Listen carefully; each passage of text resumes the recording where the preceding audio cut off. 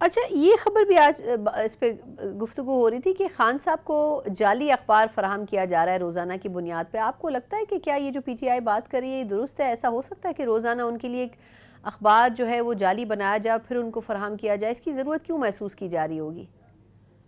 देखें, मुझे इस चीज़ की श्योरिटी तो नहीं है। लेकिन अगर हम इस चीज़ को इस कॉन्टेक्स्ट में देखें कि इस हुकूमत को ही एक फॉर्म 47 के तहत बनाया गया है जो जाली तरीकाकार था, फॉर्म 47 को इग्नोर करके।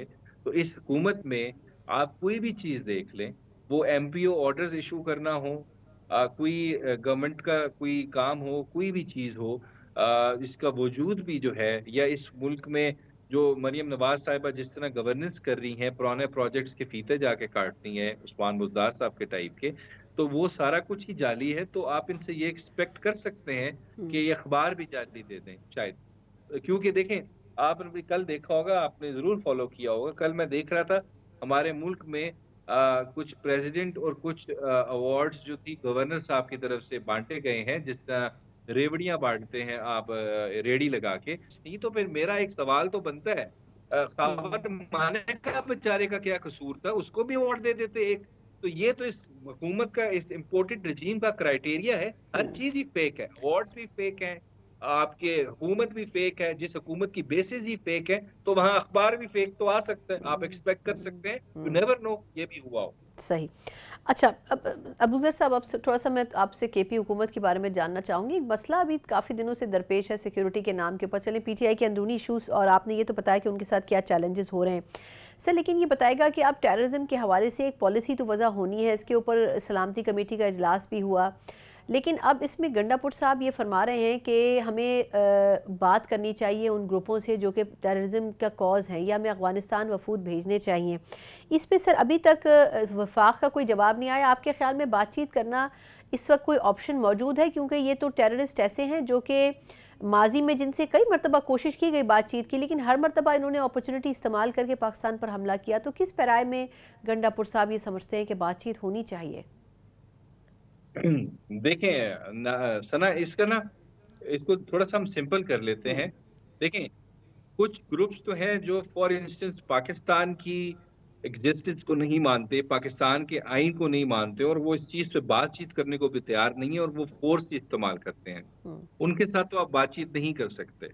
लेकिन प्रॉब्लम क्या है, ये बेशक बलूचिस्तान हो या केपीके हो, हम्म। तो what you need to do is आपने बलूचिस्तान के जेन्युइन ग्रीवियंसेस को आपको एड्रेस करना है, ताकि जो उनकी सिम्पैथी है या उनको डिस्टेंस करें, हम्म। अलूप करें टेररिस्ट ऑर्गेनाइजेशन को लोकल पॉपुलेशन के साथ। यही केपी में ज़रूरत है आपको, कि केपी के अंदर अगर आप फॉर इंस्टेंस एक्शन लेना शुरू कर दें। हम्म। और देखें, आपने माज़ी में देखा, एक शख्स को मारने के लिए एक ड्रोन हमला होता था, उसमें 60-60 बच्चे तालिम मदरसे के एग्जैक्टली, हाँ, स्टूडेंट। बिल्कुल। हम्म। तो ये काउंटर, देखिए, एक तो इंसानी जान का ज़िया, हमारे मुल्क हम्म। के शहरी हैं, हम्म। प्लस ये कोलैटरल डैमेज जो होता हम्म। है, हम्म। उससे टेररिज्म बढ़ता है, हम्म। कभी भी कम नहीं हो। इस हम्म। वजह से आपको सबसे पहले टेररिज्म जो है या टेररिज्म के जो सिंपैथाइज़र हैं, उनको खत्म करना है, ताकि आपका ऑपरेशन इफेक्टिव हो। और पाकिस्तान तहरीक-ए-इंसाफ को कॉन्फिडेंस में लिए बगैर आप केपी के अंदर ऑपरेशन नहीं कर सकते। क्यों? क्योंकि उन्होंने ऑलमोस्ट क्लीन स्वीप किया वहाँ पे, दैट मीन्स पब्लिक उनके साथ है। अगर पब्लिक साथ है, तो वो पहले मोबिलाइज़ करें पब्लिक को,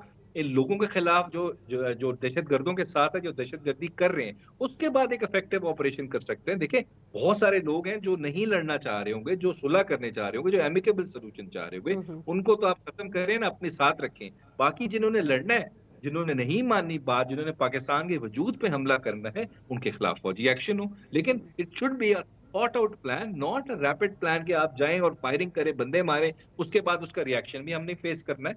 ये पाकिस्तान की सालमियत की बात हो रही है, पाकिस्तान की बेहतरी की बात हो रही है। हम्म।